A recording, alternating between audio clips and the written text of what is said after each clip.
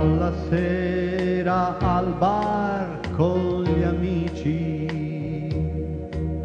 si parlava di donne e motori, si diceva son gioie e dolori. Lui piangeva e parlava di te. Se si andava in provincia a ballare,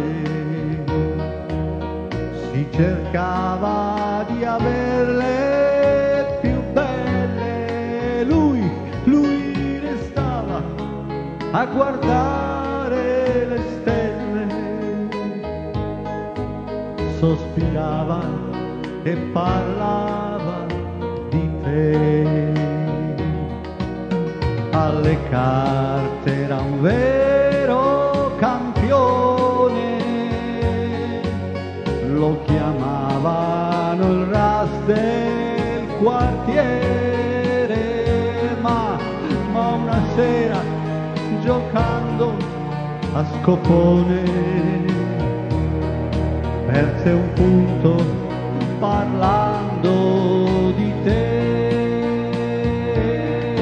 Ed infine una notte si uccise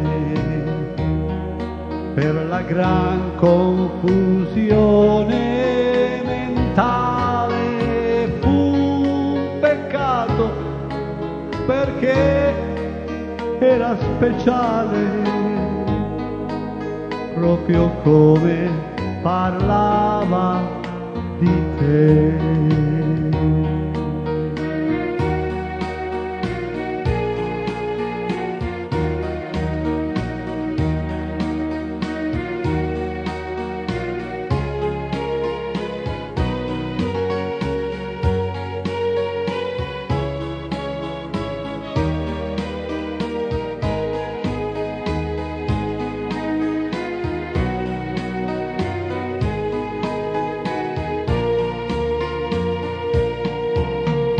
Ora dicono fosse un poeta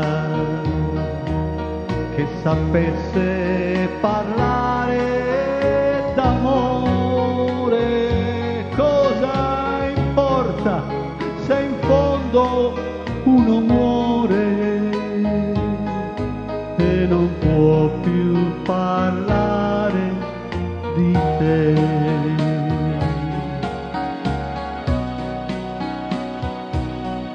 E non può più parlare di te.